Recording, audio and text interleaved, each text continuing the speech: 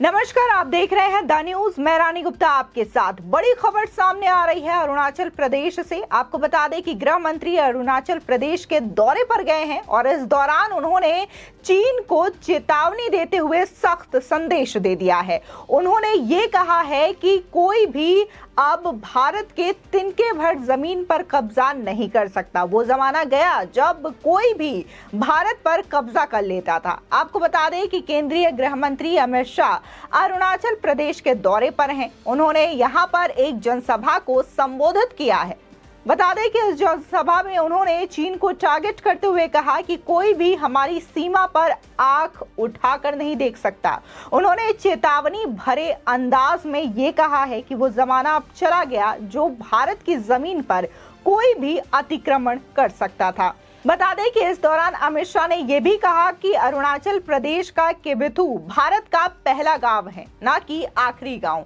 बता दें कि अमित शाह ने रणनीतिक रूप से महत्वपूर्ण अंजाव जिले के किबिथु में वाइब्रेंट विलेज प्रोग्राम का शुभारंभ भी किया। माना जा रहा है कि चीन ने हाल ही में इस जगह पर अपने नक्शे में 11 जगहों के नाम बदले थे और इसके बाद दोनों ही देशों के बीच एक बार फिर से तनाव की स्थिति बनी रही है। ऐसे में गृह मंत्री का अरुणाचल प्रदेश का ये दौरा एक बड़ा संकेत देता हुआ नजर आ रहा है। गृह मंत्री के तेवर भी इस दौरान काफी तेज तर्रार दिखाई दे रहे हैं। बता दें कि हाल ही में चाइना ने अरुणाचल प्रदेश के कई इलाकों के नाम जो हैं वो चेंज किए थे और चाइनीज भाषा में इन 11 ही स्थानों के नए नाम दिए थे, जिसके बाद माना यह जा रहा था कि अगर कभी भी सीमा विवाद को लेकर के इस तरीके की संभावनाएं होती हैं तो चाइना ये क्लेम कर सके कि अरुणाचल प्रदेश के 11 इलाके चाइना के हैं। आपको बता दें कि न सिर्फ भारत ने इन दावों को खारिज किया बल्कि अमेरिका ने भी इस दौरान भारत का समर्थन किया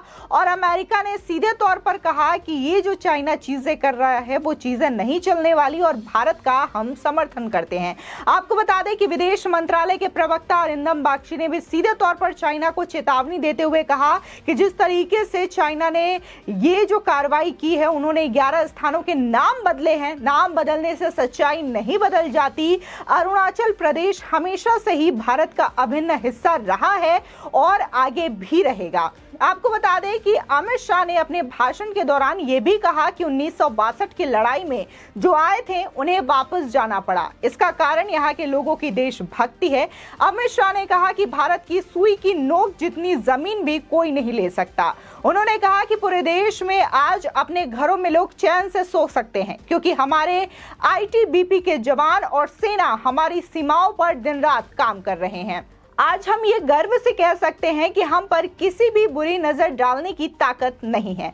आपको बता दें कि अमित शाह ने इस दौरान बीजेपी के अरुणाचल में किए गए कामों को गिनाते हुए ये भी कहा कि 10 साल पहले वो जमाना था कि यहाँ पर गांव खाली हो रहे थे, विकास नहीं हो रहा था, लेकिन केंद्र की मोदी सरकार ने इन गांवों का ध्यान रखा और विकास को यहाँ तक पहुंचाया कि ये भारत के पहले गांव में शुमार है जहां पर रोजगार पहुंचने का काम भी हो रहा है बीजेपी के सरकार में ही। आपको बता दें कि अमित शाह का यह दौरा इस लिहाज से भी अहम माना जा रहा है कि चीन ने पुरानी चाल चलते हुए प्रदेश के 11 जगहों के नाम बदले हैं।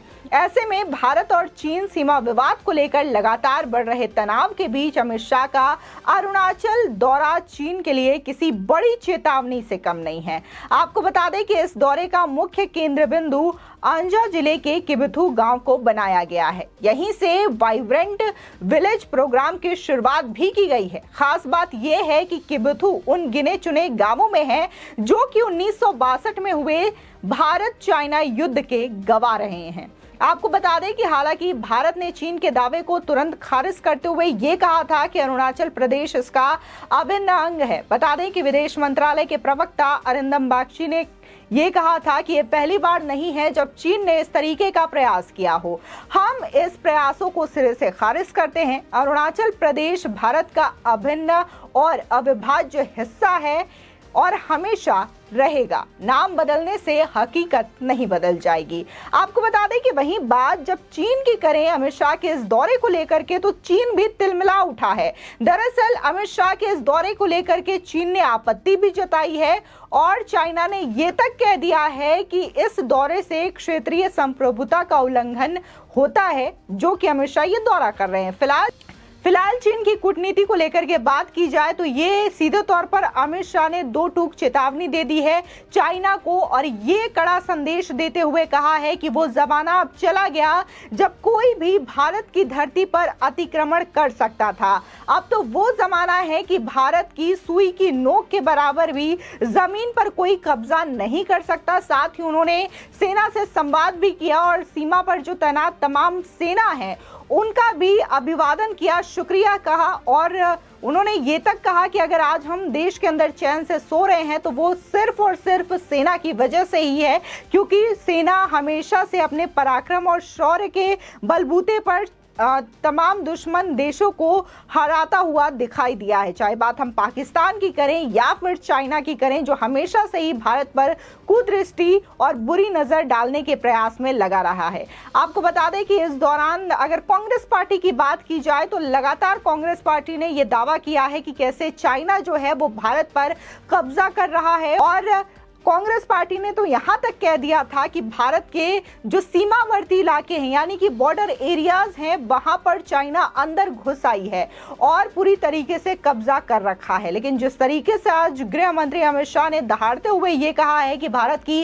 जमीन पर कोई कब्जा नहीं कर सकता, तो ये संदेश जहां चाइना के लिए है तो वहीं जो अपने ही देश के खिलाफ बातें करते हैं कांग्रेस जैसी पार्टी, उनके लिए भी ये सख्त संदेश है जो कि कहीं ना कहीं हमेशा चाइना के फेवर में बोलते हुए नजर आते हैं। वहीं अगर हम पिछले साल हुए घटना की बात करें जिसमें कि तवांग के हिस्से में देखने को मिला था कि चाइनीज आर्मी घुस आई थी, लेकिन जो भारतीय आर्मी रही, भारतीय सेना रही, उसने चाइनीज सेना से डटकर मुकाबला किया था और उन्हें बॉर्डर से पीछे ढकेलने में कामयाब रही थी। हालांकि इसके वीडियो फुटेज भी सामने आए थे जहां तमाम देशवासी अपने ही सेना को लेकर के गर्व की अनुभूति कर रहे थे। तो वहीं अगर हम कांग्रेस पार्टी की बात करें या राहुल गांधी की बात करें तो इस वीडियो को लेकर के भी वो आपत्ति जताते हुए नजर आए थे। राहुल गांधी ने तो ये तक कह दिया कि आपने वो वीडियो देखा जिसमें हमारी सेना जो है वो चीनियों से पिटती हुई नजर आ रही है, यानी कि इस वीडियो में साफ दिख रहा था कि कैसे भारतीय सेना जो है वो चीन की सेना से लड़ाई कर रही है, अपना शौर्य दिखा रही है, उन्हें बॉर्डर से ढकेलते हुए नजर आ रही है, तवांग के बॉर्डर से ढकेलते हुए नजर आ रही थी। लेकिन इसके बावजूद राहुल गांधी ये कह रहे थे कि हमारी सेना पिट रही है चीनी सेनाओं से। तो इस तरीके की बयानबाजी दिखाती है कि आखिर राहुल गांधी की सोच क्या है, मानसिकता क्या है और क्यों वो बार बार देश के खिलाफ बोलते हैं। आज देखने को मिला कि बीजेपी के नेता जो हैं रविशंकर प्रसाद, उन्होंने तो सीधे तौर पर यह सवाल उठा दिया कि जब जब राहुल गांधी विदेश जाते हैं और वहां से जब वापस आते हैं तो खासकर देश को लेकर के, प्रधानमंत्री मोदी को लेकर के वो और भी ज्यादा हमलावर हो जाते हैं। आखिर वो विदेश में मिलने किससे जाते हैं और किन मुद्दों को लेकर के चर्चा होती है। तो वहीं गुलाम नबी आजाद ने भी खुलासा करते हुए ये बताया था कि राहुल गांधी विदेश में जाते हैं तो कई सारे उद्योगपतियों से मिलते हैं और इसी को लेकर के रविशंकर प्रसाद ने यह निशाना कांग्रेस पार्टी सहित राहुल गांधी पर भी कसा था। फिलहाल इस खबर को लेकर के आपकी क्या राय है हमारे कमेंट सेक्शन में जरूर बताएं। आगे की और भी अपडेट के लिए चैनल को सब्सक्राइब करना ना भूलें।